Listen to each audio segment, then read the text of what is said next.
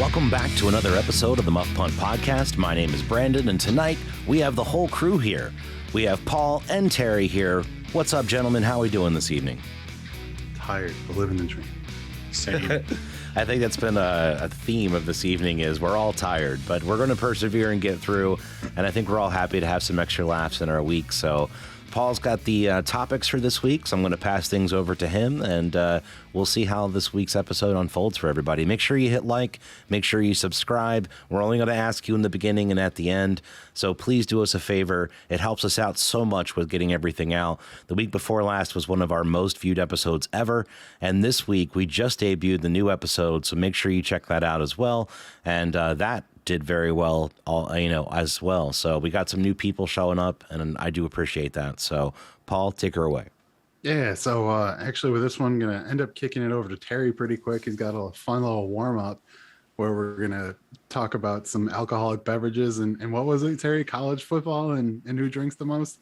By the way, anything on this list that does not start with Wisconsin is null and void and is hogwash and ridiculous. So I came across this interesting article about a survey from Sports Handle took all 32 NFL teams and NFL teams. Oh man, they surveyed 2013 NFL fans from June 21st to 30th to get the results, and it was to determine how many alcoholic drinks that the average fan for each team consumes during an NFL football game. And I found the results a little surprising, but not quite. So I wanted to just get an idea of what you guys, I mean, we won't go through the whole list. I mean, we can kick a couple of our teams out there and just see where they land, but I wanted to see if you guys could guess the top three. All right. The first one is the Packers, obviously. Yeah. So we got Packers. Hang on. I go for who's Paul's jersey there? The Bills. That's my guess. I'm going with the Packers because if you ever look up the domestic violence records after a Packers loss versus any other day in Wisconsin, allegedly are atrocious. No, it is not alleged. It is not alleged. You can look it up. These are facts. Check the facts. It is disturbing, and I don't understand why people are the Packers lost. I got to beat my wife or husband or whatever. That's ridiculous. But so I'm going to go with the Packers as number one. All right. Well, so Brandon's a little closer, but neither of you got the number one team. No, then that's flawed. That is flawed. So of your two choices, Brandon with the Bills, they came in third, which the average says 4.5 drinks per game. That's not bad. I mean, over the course of an entire football game, yeah, that's. Like I would still that's like 3.5 hours. That's like 1 hour for Yeah, I drink IPAs and that's still fine. And do your taste buds hate you? No, they love it. No, they hate you. That wasn't really a question. And Paul, you guys the pack is right in the middle of the pack, pretty much at 15th with 3.7 drinks per average game. I'm calling. So who did they interview? That's what I want to know. I want to know how the Eagles ended up 26th on this list. Wow. Probably because of how expensive beers are. 3.4. You can only afford 3.4 beers at an Eagles game.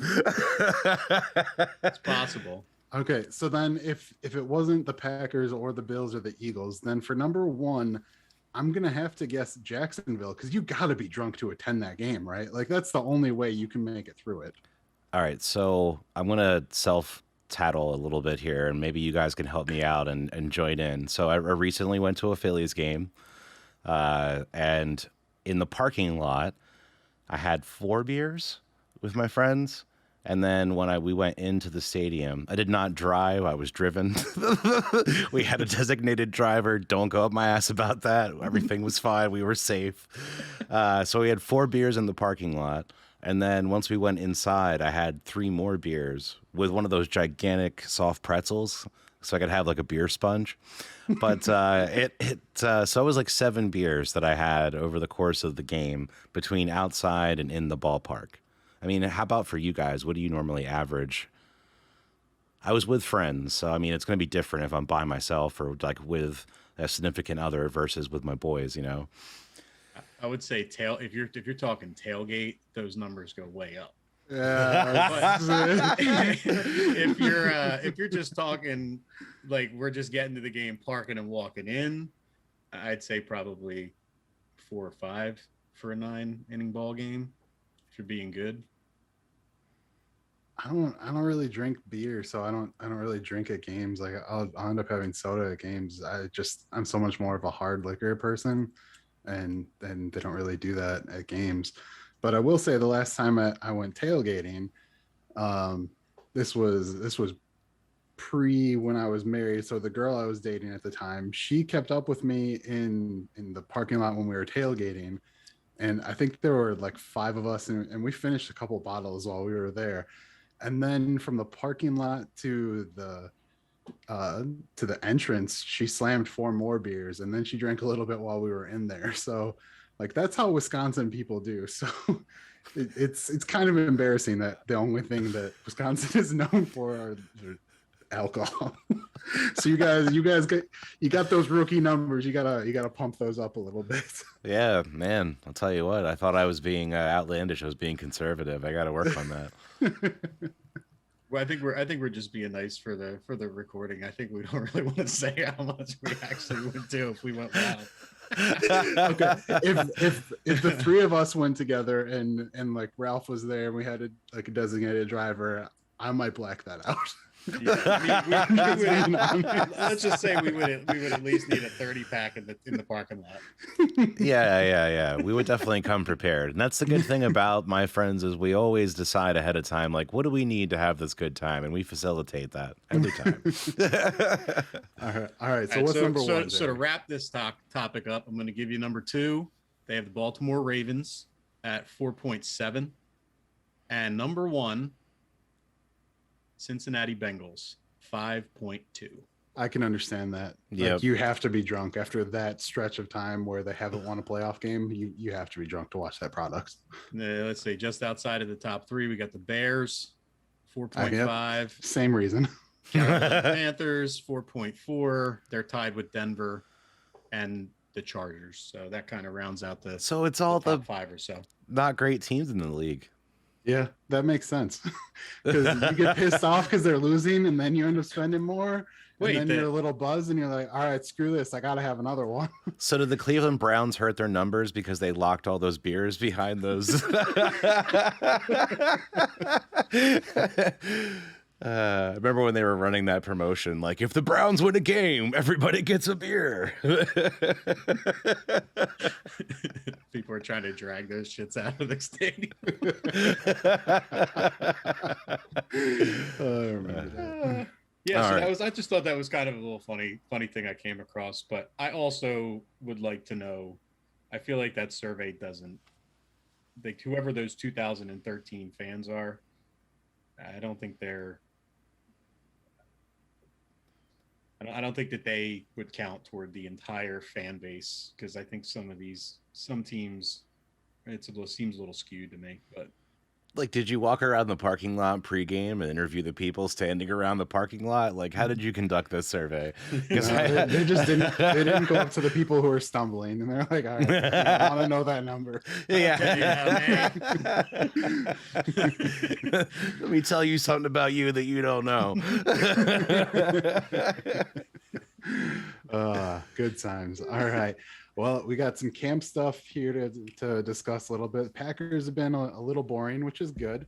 Yeah, I'm not going to complain about being quiet because I don't want to hear anything until they start winning games and all of that. But so it looks like Rodgers is going to sit out the preseason, and we're going to see some Jordan Love action. So we're going to see what the next couple of years are going to look like after Aaron Rodgers leaves us for Bill Belichick to go win some Super Bowls. That's really all the big news that's come out of there. Terry, Brandon, what you guys got for the Eagles? I'm going to play that sound clip where it's from Saved by the Bell, where it's like, I'm so excited to see Jordan Love. And I just can't hide it. And then it's, I'm so scared. I'm so excited! I'm so excited! I'm so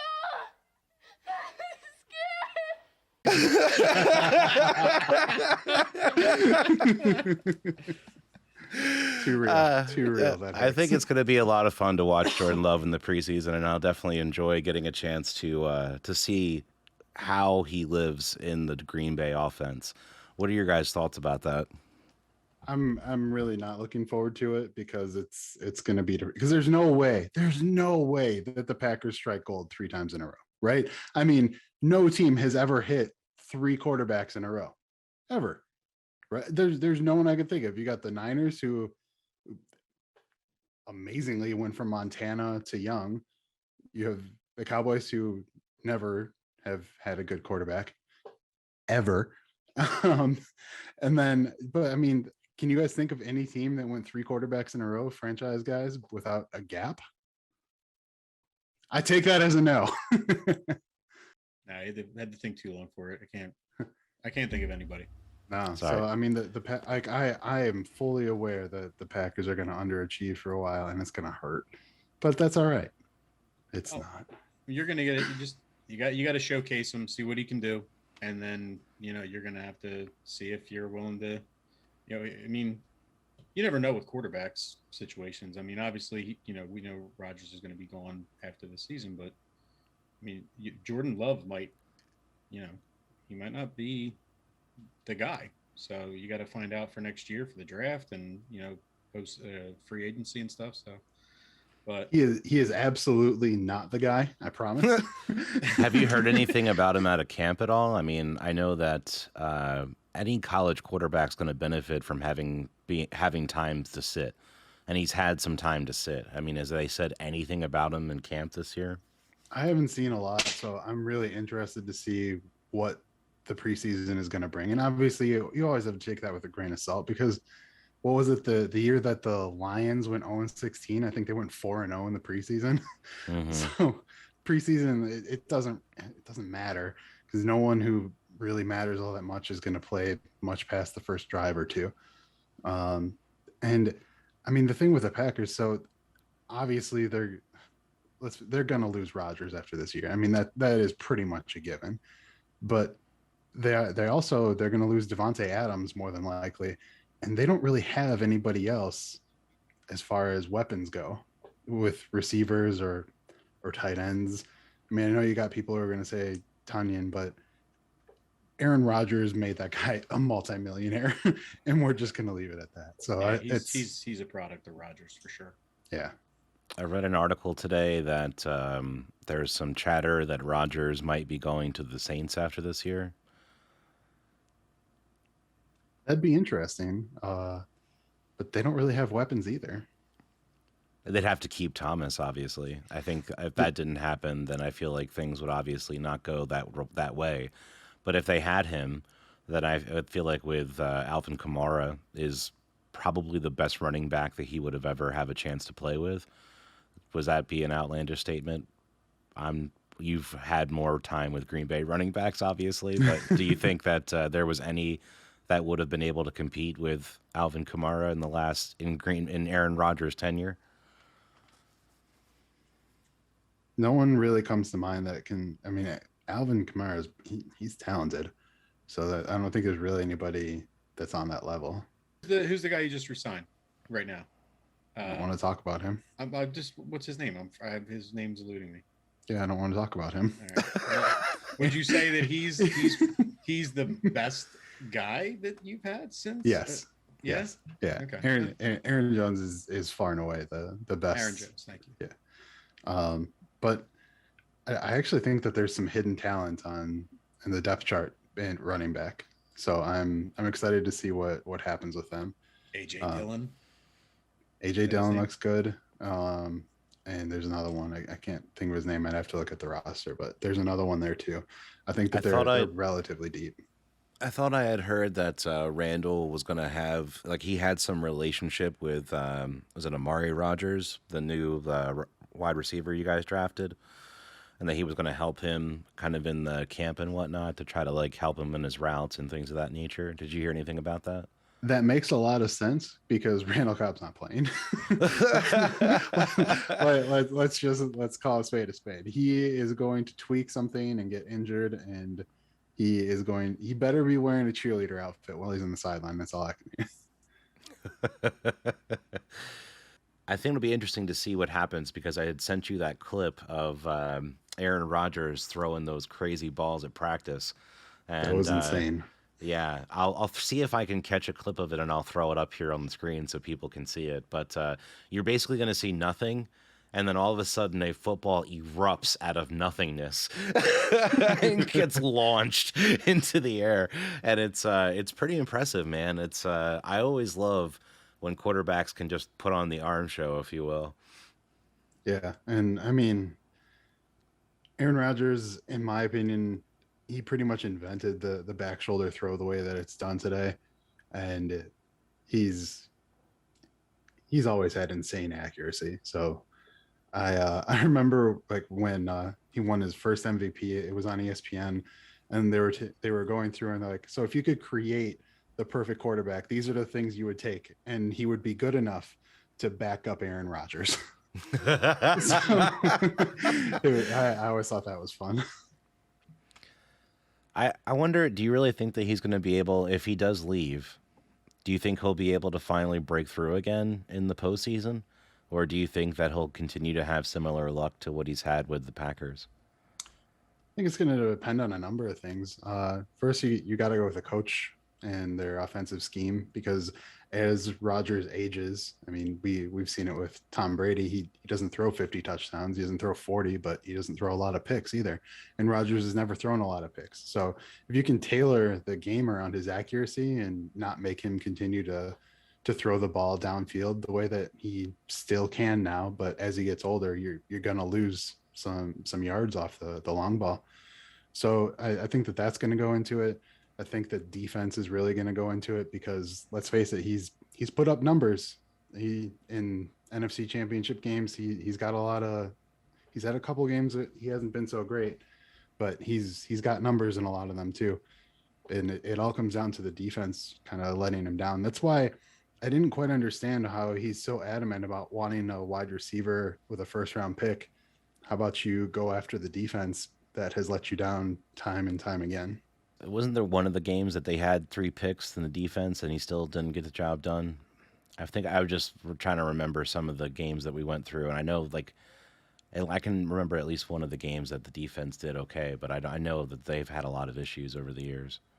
Yeah, and I mean that's just kind of, I mean, you know how football is. You've been a fan long enough, and Yeah, sometimes it's just not your day. that's for sure. Yeah, and that's why I don't when the Eagles won, I just kept waiting for that to happen because I'm more used to it not being our day. Terry, you got anything about Eagles camp over there? Yeah, we got a little bit of news here, so it seems. All right, that's enough Eagles talk, and we're gonna go.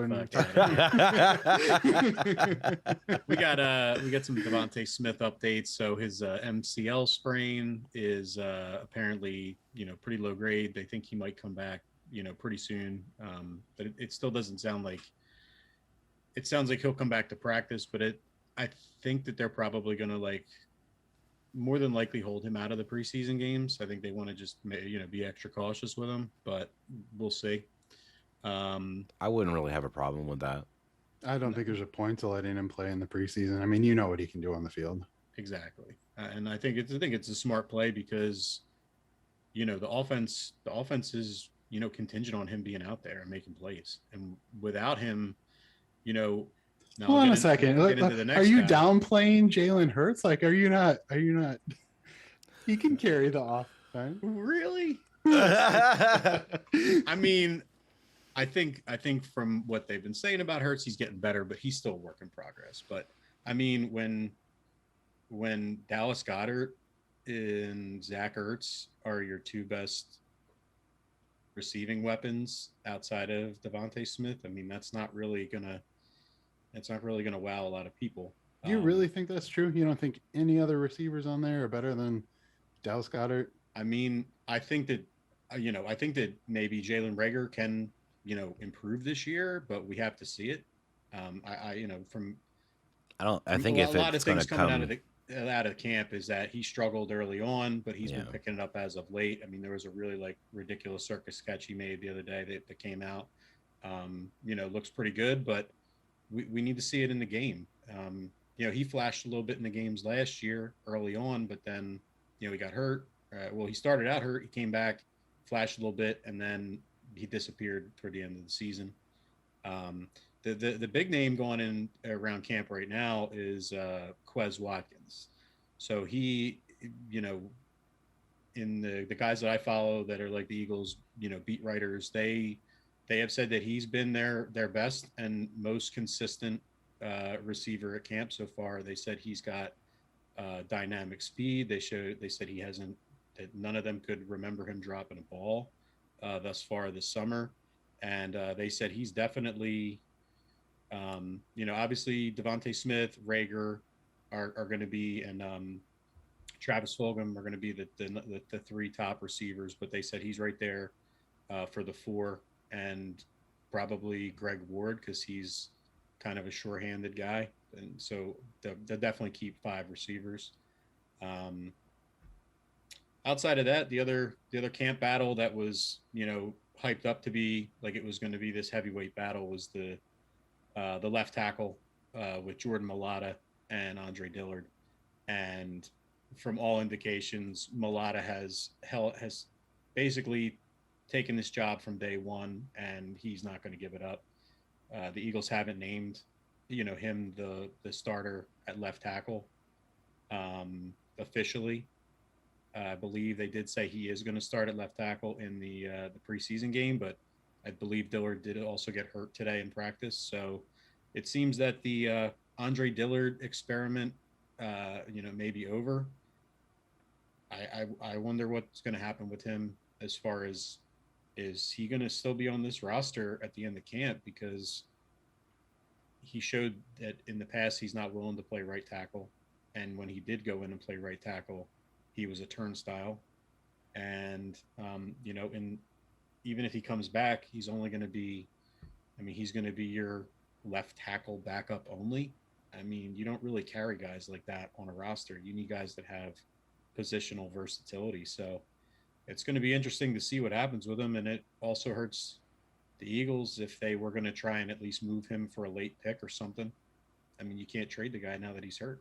So I mean, hopefully he comes back at least so they can, get some tape on him, maybe get a late round pick for him. But all indications show that Mailata is the man, and I think he's gonna be he's an enormous dude, but I think he's gonna be a big surprise at left tackle. I think he's taken such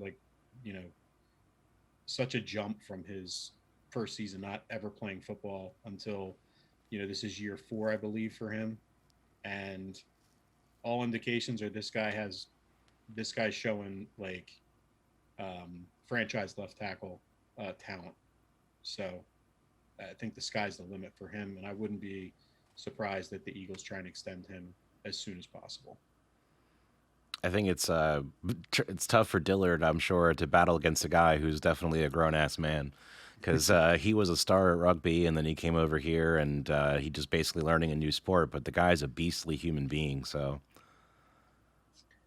They said that so well obviously he's 6'8", and they said right now they believe he's somewhere around 340 to 350, but they said that in the off season he was apparently up to he was at 371 and cut weight and came in like ridiculous shape.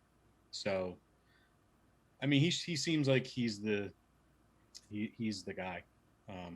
He has the want to, and they said that he shows in pass blocking. They said he anchors and nobody's getting past him. Even another one of the camp surprises has been Josh Sweat. They said he looks like he's really taken the next step to be in. He may not end up being the starter at right defensive end opposite Brandon Graham, but they said he's surely going to get more than the 35% of the snaps that he got last year, because they said he's been dominating, in camp, except when he goes against Mulata, who basically just shuts him down every time. So it's good that we have that. I mean, with Jason Peters kind of, having his injury stuff, it was rough with the left tackle position the last few years, but it'll be nice to have, kind of a guy that's going to be there for a while. The Very line in nice. general is going to have to stay healthy. You can say that about every team, though. Yeah. We've had an exceptionally injured and sick line over the last couple of years. I mean, if they can stay healthy, they can definitely be one of the top offensive lines in the league. But I mean, you have Lane Johnson he gets injured a lot. Brandon Brooks has had multiple injuries. Kelsey's the guy that's the anomaly. I mean, he's just One of the He's just coolest your- human he's just- beings that's been on the yeah. Eagles. Yeah. well, I mean, he's awesome. He's so many things to Philly and to the Eagles, but I mean, he's just a stronghold there in the center, and it's going to be interesting because he's coming toward the end of his career, so we have to, I'm sure Dickerson may replace him, or I feel like Dickerson's going to play left guard, but we'll see. He's not even practicing right now, so. All right. Well, talking about extensions a little bit, we had a couple big ones come up. First, I just would like everyone to know I was on the ground floor of this guy, but Josh Allen, my boy, I've always been high on him. Always. Don't listen to older episodes of the podcast. But signing an absolutely massive Patrick Mahomes deal. So 6 years, I believe it was $248 million. So just over 40 a year. And I'm happy for him, but I think it might be a little early to give him that kind of money. I mean, he had one great season and not a lot past that. I'm a little surprised that they extended him before the season and didn't wait until after to see what he did. Just because, I mean, you got to be able to run it back and have 2 great years in a row if you want to make $40 million a year. Brandon, you have any thoughts on Josh Allen's contract? I agree with you. I mean, obviously, I'm sure they would have loved to see one more year of all of that and consistency, and if he can keep it up. But I think it's team friendly enough that if the wheels really fell off, I'm sure they could get rid of him and trade him somewhere else. It's not like it's an outlandish number. I feel like where the cap's going to be in a couple of years, that's not too bad at all. Really, you think $40 million for a quarterback? I think that's where it's going. Really. Yeah, I do. I hope that's not the number. Terry, you 40 million, you think that's the new number? We're only like what, 5 off from that now? Really? Yeah, I mean that's the market right now. I mean, look what Dak got paid. Like 35 was like Rodgers money. And yeah, like, but we're only 5 off from that now, and the cap's going to go way, way up. So I don't see how it's not going to be at 40 before too long. I was really hoping that other players were going to start to get paid more often, because like we've talked about this quite a bit on the podcast, that I mean, quarterbacks just they take up so much of the cap that you don't have a lot of money left over to build a team around them. So if the cap goes up to what they're projecting, which I think is like 220 from 180, which is where it is now, or 170 this year maybe, but so what, you're just going to give all that money to quarterbacks and you're not going to do anything else? I feel like the game, it wants to be so quarterback centric that they're willing to pay anybody. I mean, insert Kirk Cousins joke here, but how have we not seen that unless your name is Tom Brady, you're not going to win the Super Bowl all the time? And I mean, Brady has always throughout his career taken pay cuts, allowed the team to build around him, and that's why he's got 7 Super Bowl rings. Hey, not everybody's got a rich wife, man.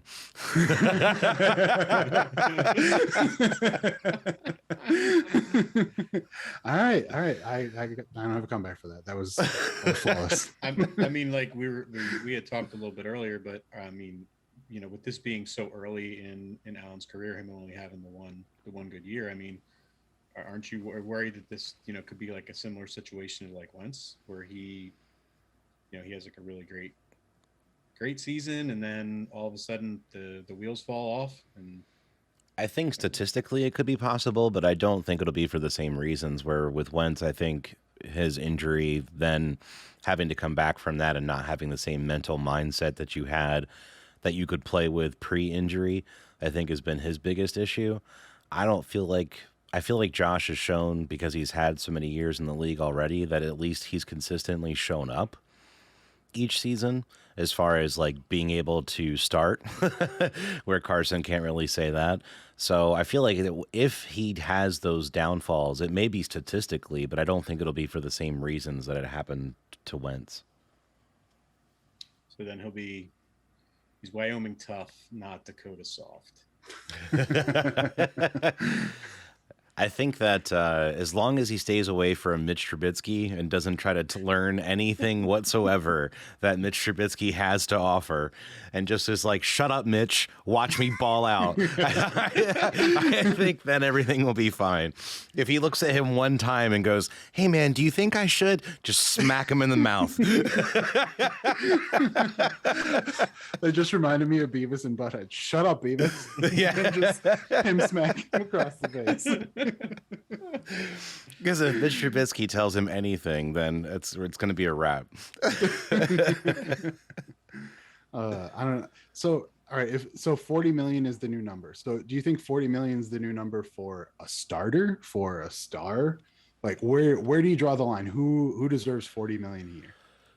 Anyone on the lines, either side of the lines. If you have like a lockdown star corner or safety, then I would say maybe on the higher end. But I mean, I don't see like a linebacker ever getting like a crazy amount of money.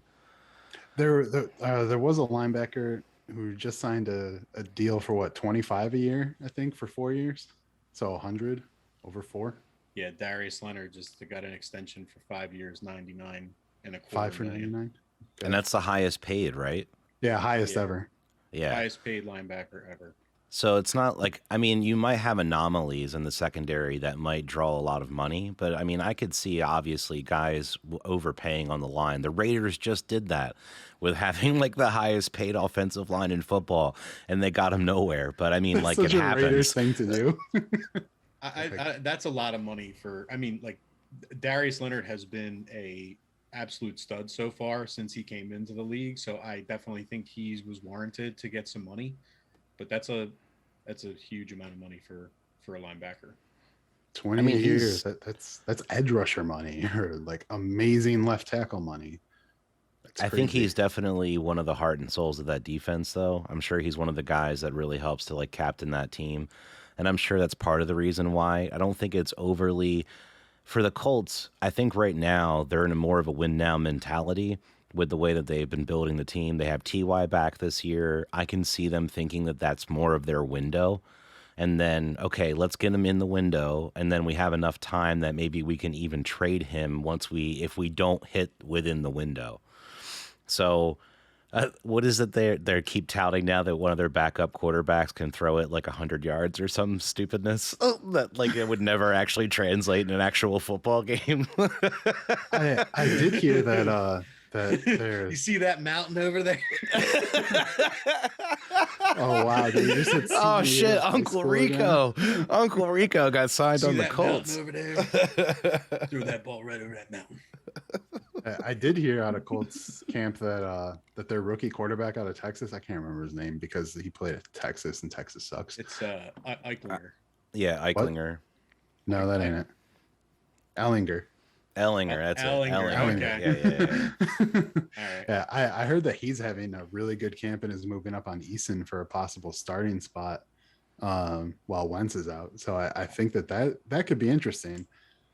I saw something on Twitter earlier that the reports are that he's overtaken Eason as the number one right now. Wow. I saw he was moving up. I didn't see he overtook. That's crazy.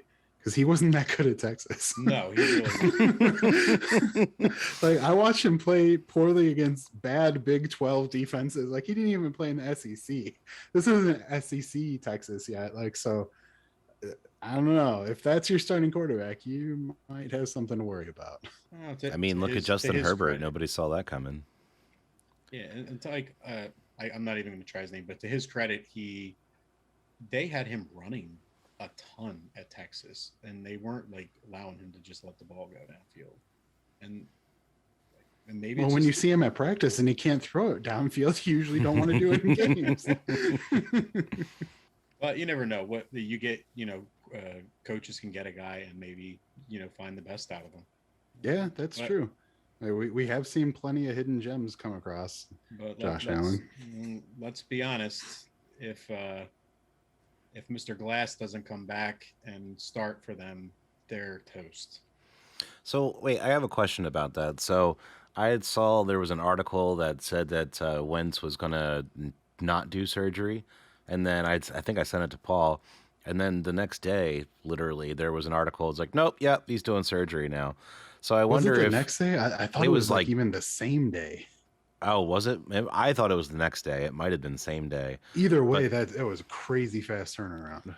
Yeah, so I didn't know if that was like if it was his decision to really, or if they were like, look, we're not playing around with this. You're going to go get this done right now. But from my understanding, it was like a high school injury or something. Like I don't understand totally. Yeah, from what I saw, it was a high school injury, and then he re-aggravated it at camp. And then, like the next day after he had surgery, didn't someone on like their offensive line end up with the exact same injury and the exact Quentin same Nelson. Yeah. Quentin Nelson. And exact same 5 to 12 week out window? Like that is huge. But apparently that was also a high school thing. Or was it? I didn't hear that about him. Yeah, apparently it was the same thing for both of them. They both had the injury in high school, and now they re-aggravated it. That's crazy. Yeah, they were saying it was like basically a ticking time bomb for both of those guys, and for like some reason the medical records couldn't go back that far to get the information of what was out there on it. So I don't know. That was kind of a weird thing, but I would imagine because they're minors. They should have just quarantined Wentz so that his injury history didn't, go over to the other guys on the team. Especially your star left guard that's about to get paid. Yeah.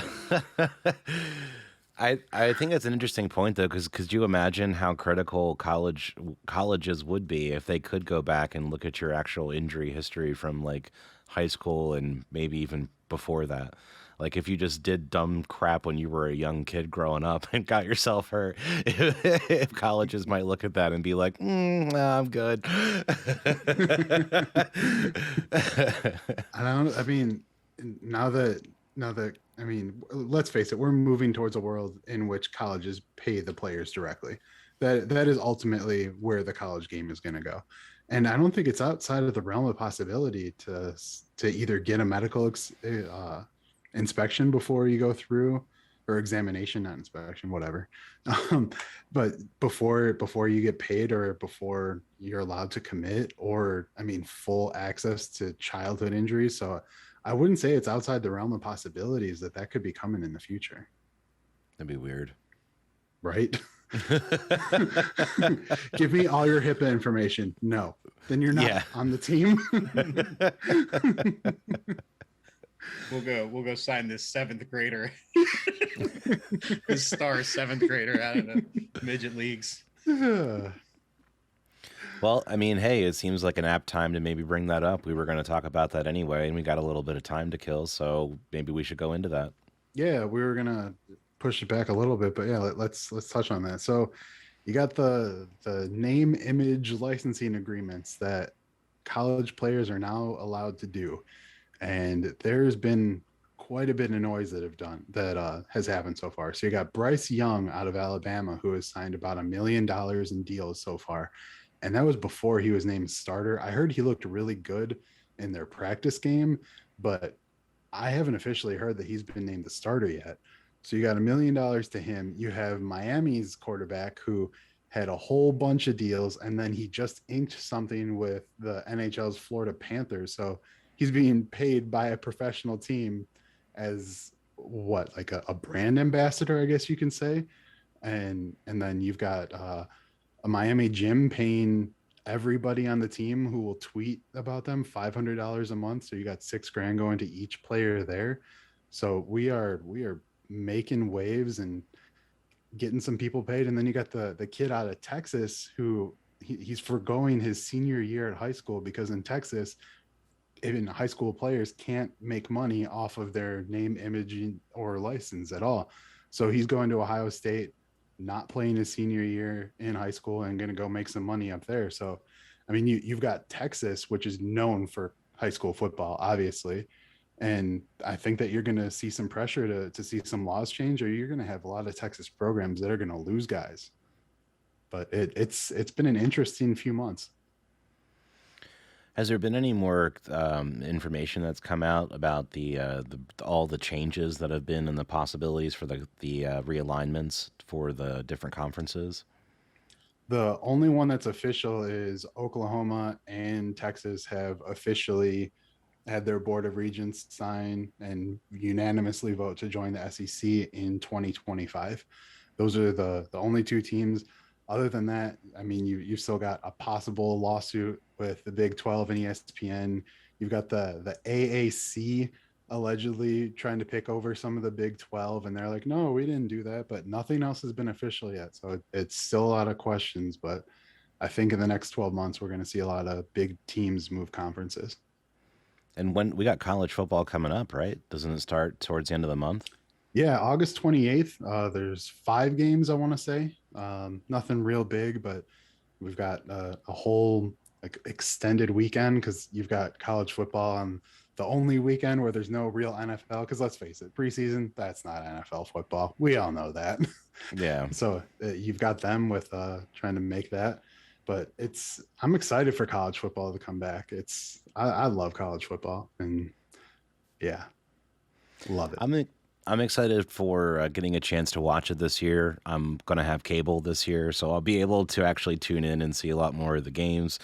So I think we'll probably be covering a lot more college football on the podcast this year than we did last year, I would imagine. We had some people who were interested in the past who are not showing up to the show at the moment, who wanted to do a little more college football talk. So hope maybe we'll see what happens with that as well. But I know for myself, with COVID, I really felt like it wasn't going to happen, like they were going to cancel it. So I just couldn't get emotionally invested in that season. So hopefully now that things are a little more past that, I mean, maybe yes, maybe no, and I'm not going to get into that now, but maybe we'll get a chance to actually have a more legit fans in the seats college football. Because to me, like, I think the last year I watched it more religiously was when Deshaun was with Clemson. And it just like the atmosphere and everything that goes along with college football to me is just a big part of what sells it. Oh yeah, absolutely. Especially when you watch games in the South, like when you're watching games in the southern states, a lot of the time when you have some of those less populated states, the college football stadium makes it the most populated city in the state. So I mean, you just have a whole bunch of people coming together to watch something. So there's special atmospheres. You got both Death Valleys for Clemson and LSU, Penn State with a whiteout. There's just a whole bunch of fun stuff that you can do. You got the Badgers they were the first ones to do jump around before the fourth quarter. Fuck you, every other school that copied it and said, hey, we did this. No, fuck you. That is a Badger thing. I'm sorry. I blacked out. I don't know what happened. That's going to be Paul's first thing of merchandise for the show.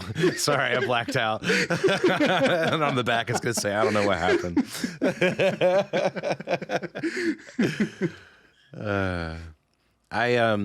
I'm excited to see how everything goes. To get back to the name, image, likeness thing, I really feel like there's a way that the colleges could embrace this and make this awesome. But I feel like there's no likely actual chance of that happening. But I mean, there could be ways in which the schools could actually embrace these athletes and find ways to like help these guys, because you're going to literally help make these kids generational money for their families. And it's going to help, uplift people out of poverty, I'm sure, in many ways, because every sport has the ability of doing that. If somebody can accelerate them or can excel at those things, then they have the ability to earn a lot of money. Wait. So you don't want schools that make hundreds of millions of dollars per season to be able to take advantage of kids that have come from nothing. How un-American of you. What is wrong with you? But I mean, there could be so many different ways that they could actually get behind those kids and just help promote them as athletes and as people. And that in turn would promote their schools, because if those kids agreed to play there, then obviously other people are going to want to go to those same places. So I don't know. I just feel like there's a lot of ways they could embrace it. I just don't see it happening. I think you're 100% right. And the biggest issue that I think that college sports have had, I mean, when I say college sports, we're really only talking about basketball and football, because those are the big money makers right now. Sure, you could design it so that more teams got more exposure, but right now those are the two big ones. But they've been extremely short-sighted. They don't have, what does the NCAA do now?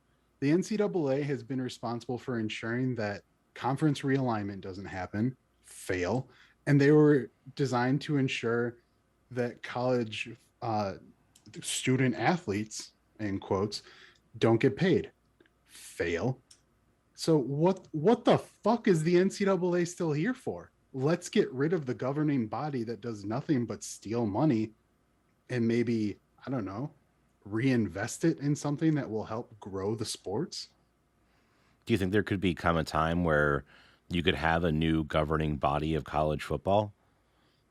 So what I've seen is college football, they're thinking, is going to end up moving away from being directly tied to the universities and become more of a loose affiliation where you're there because it's still technically attached to the school, but that they're going to end up with the big, I guess you would say, conspiracy theory is that they're going to move to one or two leagues that have between 20 and 40 schools in them, and those are the big leagues that compete.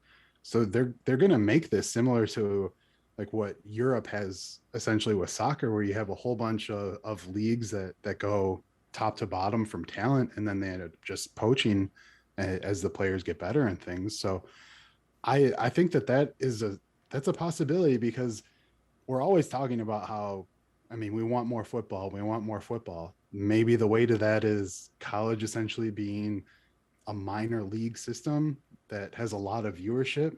And that's how we get the new football leagues that we've been asking for and just haven't been able to deliver yet.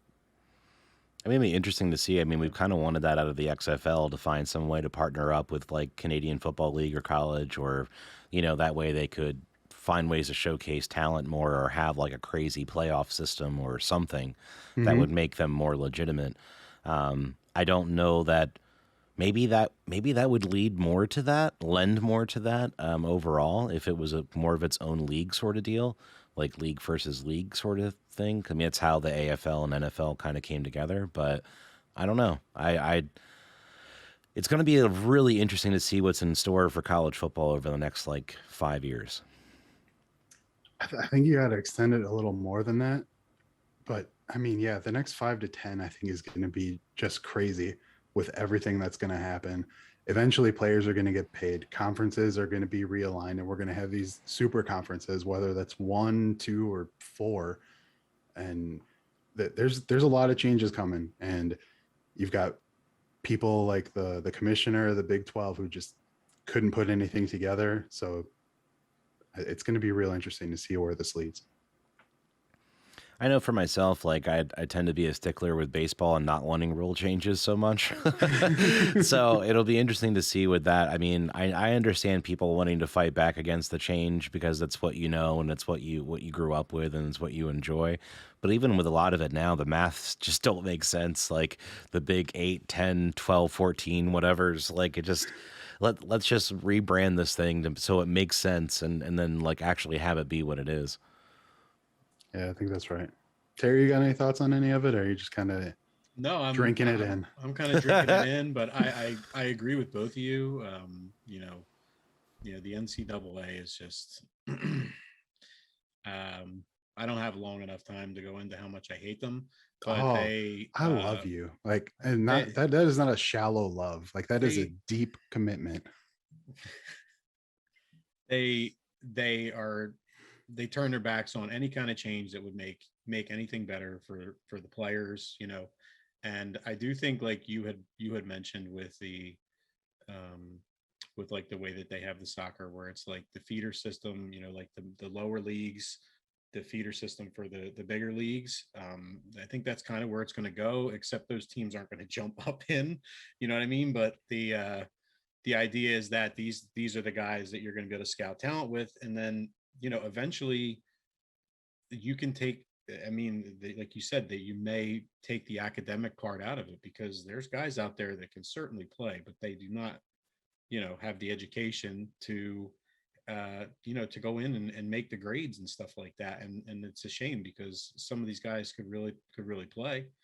One of the other things that I like about uh, the name, image, likeness idea is that if these guys get a devastating injury in college, they're all money is going to them, and they're not getting a damn thing. So you're putting your, of course, when you're on a team, you're putting your body and your game on the line for the rest of your teammates. But at the same time, if you have a blown knee, and you blow a knee out, in your senior year, when you have a chance to be like a first round pick or even a second round pick, and you're going to get paid some money, and then all of a sudden the NFL passes you by and nobody wants to touch you.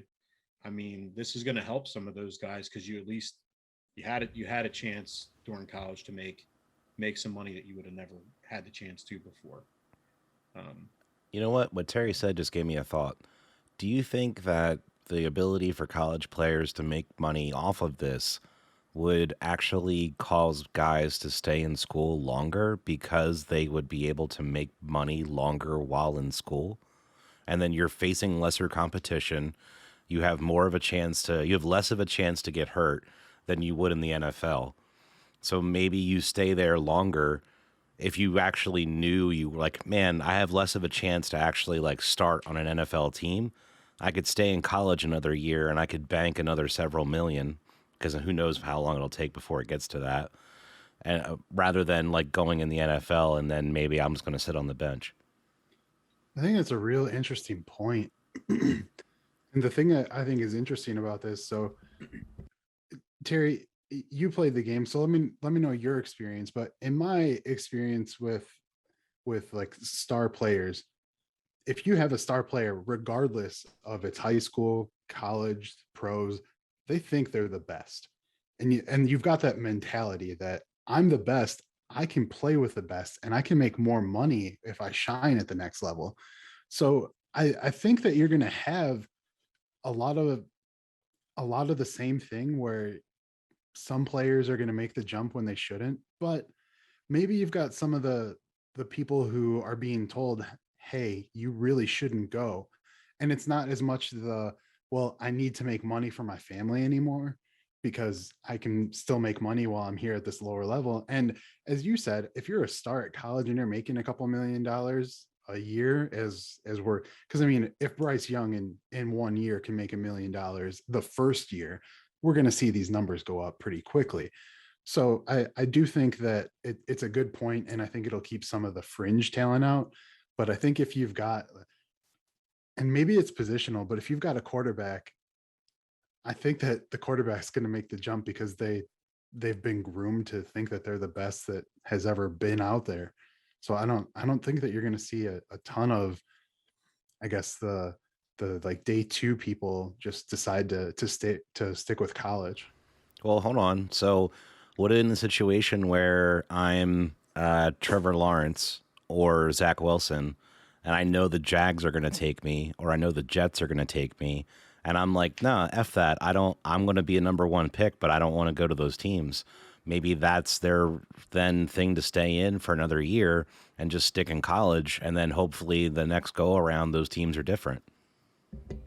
but I then you're gambling on the fact that, I mean, you could get hurt, you know.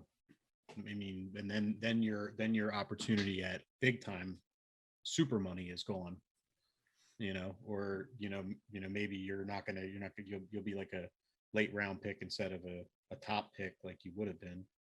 I don't know. I mean, you've got Trevor Lawrence and Zach Wilson. That I think they're making 35 million guaranteed in their first contract. So I think that there's a there's a lot to say. Like $35 million. There's not a lot that I wouldn't do for $35 million over 4 or 5 years. So I think that you've got that. Terry, you brought up like blown knees. I don't think that that's as much of a thing because I mean ACL surgery has become. I mean, ever since Willis McGahee tore everything in the national championship game for Miami, like, he came back in 9 months from a triple tear. That was unheard of before then, and now it's kind of Yeah, the norm. Like you tear no, something in your knee, he's back in 9 months, no big deal. I mean One that thing that I think is being left out, have you ever heard this many Achilles injuries? And Achilles isn't something that you can come back from. yeah, there's been a lot of them lately. Um, yeah, I don't know. It's going to be interesting to see how it goes. But like I think of like college basketball where you have the guys that year one they're coming out, they're going lottery pick, no doubt, right? And then you have the guys that maybe like you said they need a little bit more development. So, they can still make some money on their way up the ladder until it's their time. I think that if they eventually they'll probably allow sophomores to like you have to go 2 years post high school before you can declare for the NFL. They might I, do that. I don't think that changes until there's a Supreme Court case where 18-year-olds take the NBA to court for not letting them come directly out of high school. Yeah, I think yeah, that that's fair. because I think that the labor leagues are are are huge, and I mean it's going to take I think a Supreme Court case because they're maybe not a Supreme Court case, but someone's got to sue someone before that there's a change that'll happen there. I think. And We're Brandon, to touch back on your point about like people trying to stick out of specific teams. I mean, you got Eli, he got his way out of San Diego. You got John Elway, he got his way into Denver by saying he was going to go be a Yankee. So I think there's always I just been thought that would tools. give them more leverage, like even more leverage. Because I had those same people come to mind, Okay. and I was just like, oh man, like, could you imagine if they're like, well, yeah, I could just go join the Yankees. I could go make money over here. Like, I have more options than just hopping over here to do this one thing with this one set team. You know what I mean? Yeah. No, if you're using it as an additional tool, then yeah, I completely agree with you. All right. So to kind of wrap things up a little bit, we got a little bit of trade talk coming. Deshaun Watson still hasn't moved, but we got Michael Thomas who decided to not have off-season surgery during the off-season, but to rather have it at the beginning of training camp to delay his start to the season. Terry, you hear anything about some Eagles maybe looking for a new wide receiver? It's popping up on Eagles Twitter. I saw a couple of headlines of Michael Thomas to the Eagles. I I mean, we get him when he's healthy. That would be a veteran receiver that we could certainly use to improve our wide receiver room. Um, You got Darius Slay improving your wide receiver room, one terrified rookie at a time. Which I love, by the way. I do too. Like that is beautiful. I wonder, I mean, just all complete hypothetical here, if Philly had the wherewithal to pull Thomas in with Thomas and Smith and Rager, do you think that then gives you a better wide receiving core than Dallas? Or do you think Dallas still has a better wide receiving core? Those gears I feel like Dallas would still have a better I think this year. I would say that too, just because we still don't know who Jalen Rager is as a player yet. I think it's well we know how good Michael Thomas can be. We can see the flashes so far. Even just a little bit of time we saw for Devontae of what he's going to potentially be able to do in the league. But I think Rager's the wild card. Where the Cowboys have, they have three very good receivers. I'd say Michael Thomas. Like I've always been a fan of Amari Cooper and say that he's underrated, but Michael Thomas is better than Amari. And then I think that Devontae and CeeDee Lamb, that's kind of a coin flip. So I think it really comes down to their third guy. That's just my quick opinion, not even remembering who the Cowboys' third guy is. I think So isn't it Gallup? Doesn't he get injured a lot? I wouldn't say he's usually there when all the other guys get injured, but do you, there's a lot of criticism I've seen online of people saying that Michael Thomas just runs slants. What do you guys think about that? Like he's just the product of the Saints offense. I don't know. What did he have? 142 catches 2 years ago. I thought it was like 155. Okay, yeah. I mean, I think that the record was 142, and then he blew it away. That sounds right. So, he had like 20 catches in like multiple games, or he had like some ridiculous like numbers of catches in multiple games, and then like his targets. I mean, they're just going to him every play, and he's still out muscling and bodying guys for the ball. Like he's definitely more of like a possession type receiver, but he's a guy that, I mean, is so sure-handed. You could ask him to, I think, and I don't think he's going to be able to burn anybody downfield, you know, but I think his route tree is a little bit bigger than just the running slants. You're right. Do you He can think do a if- slant and go. Right. If you had Thomas at 1 and you had Smith at 2, do you think Smith could then burn people? Yeah, that would be a sick. That's a sick downfield threat when you got Michael Thomas taking the double coverage there. I would or think. he's going to take the bigger corner, you know, the guy that's going to try and body him and muscle him, versus you're going to get Devontae Smith one-on-one with the second corner. I'll take that all day. Right, just rubs or run some little rub routes with Devontae and just try to get him open on that one-on-one coverage somewhere. Can you imagine Devontae if he's playing in the slot going up against a safety? No safety's keeping up with him.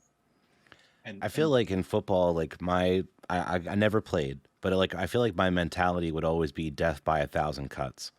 Like I'm gonna take every single yard you give me. I don't care if it's 3 or 2 or whatever. I'm gonna take whatever I can get. Like I don't know if that would be a good mentality to have overall though, but I feel like with that type of team, you could have that. Like I could come at you from a million different directions and just, you know, dice you up overall. but I like, So you'd rather have Michael Thomas than like Randy Moss? We talking I'm legitimately late? asking. We talking late grumpy Randy? Or are we talking like what Randy Moss we talking here? You take Randy Moss, you take the good with the bad.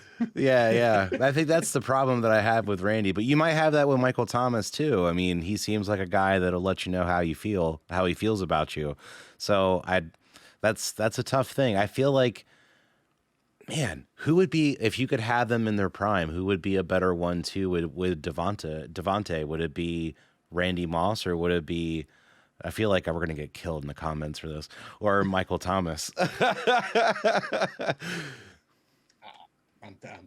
not going to. I'm not going there. I'm taking Randy all day. Come on. I I think that's the bad the guy was choice. ridiculous. I think that's the bad choice if you're talking about trying to pair him with somebody else. Yeah, I mean, Because- yeah, that's what I'm saying You're specifically. you're saying the difference in styles. Yes, between him because and you Thomas. want Devontae to be a home run hitter, and like Randy oh gosh, this is so hard. Like Randy, he obviously took plays off. He ran one route, and that was just run that way as fast as you can, and we'll throw the ball to you sometimes. Go route left to Randy. Take the next play off, dude. Go route to the right, Devontae. pretend to go for it. I would rather pair Devontae with Michael Thomas. I really would, because you've got Michael Thomas who's going to take the bigger safety or the bigger corner, and he's gonna have more catches than Devontae. But you don't need Devontae to have 100 receptions, but you could definitely get him with 10, 15 touchdowns and 1,000 yards if he's paired up with somebody. I mean, that's true. And then think of how much that opens up Goddard up over the middle, you know. Yeah, I mean, how are we going to get that done? That's what The answer is Randy Moss, you idiot. I'm trying to trick you. But he's not playing anymore, and Michael Thomas is. So how are we going to get Is he Michael playing? Thomas Are on you the sure? Because he's out for like half the season. So Dude, I'm telling you, last year I would have taken Ocho Cinco and I would have paid the McDonald's bill myself.